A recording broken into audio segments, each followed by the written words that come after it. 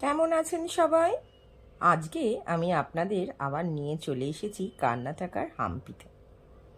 এইটি হচ্ছে কর্ণাটকা হাম্পি অঞ্চলে অবস্থিত সবথেকে পুরনো ঐতিহাসিক মন্দির বিরূপাক্ষ মন্দির। আমরা সেদিন বিরূপাক্ষ মন্দির পৌঁছে গিয়েছিলাম। বিরূপাক্ষ মন্দিরের বাইরেটা দেখছেন, এখানে একটা বাজার বসতো আগে। বিজয়নগর ডাইনেস্টির এই বিরূপাক্ষ মন্দির। আমি, আপনাদের দাদা, আমার মেয়ে সবাই সাউথের শাড়ি পরে নিয়েছিলাম, সেট মুন্ডান সেট। দাদা পরেছিল মুন্ডান, আমি পরেছিলাম সেট মুন্ডান বেষ্টি। ওখানে বেশ ভালোই লাগছিল এই সাজে সাজতে, কারণ আরও বাকি সবাইরা দেখলাম শাড়ি পরতেই অভ্যস্ত। ওখানে বিরূপাক্ষ মন্দিরের ভেতরটা আমরা ঢুকেছি। আমার মেয়েকেও দেখতে পাচ্ছেন আপনারা, একদম সেট মুন্ডান সাজে, কেরেলিয়ান সাজে।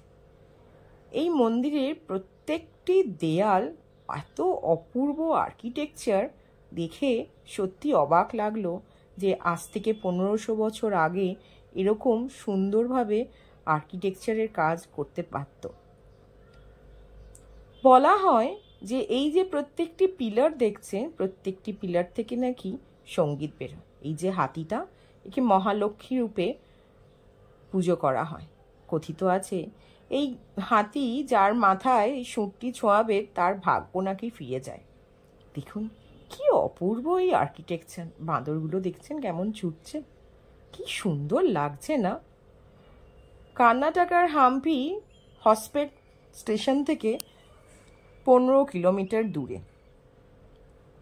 বেশ সুন্দর, এত অপূর্ব কাজের দেখে মনে হলো কোন ঐতিহাসিক রাজাদের রাজ্যে চলে এসেছি। আমরা তো একটু দেরিতেই পৌঁছেছিলাম, তখন পুজো শুরু হয়ে গেছিল, তাই পুজোটা আর দেওয়া যায় না। এখানে লর্ড শিবাকে বিরূপাক্ষ রূপে পুজো করা হয়। মন্দির ঘুরে আমরা আপ্পাম খেয়ে বাড়ি ফিরলাম, মানে হোটেল ফিরলাম। চলুন আজ আমরা এখানেই শেষ করি। আবার দেখা হবে আবার কিছু নতুন ব্লগ নিয়ে।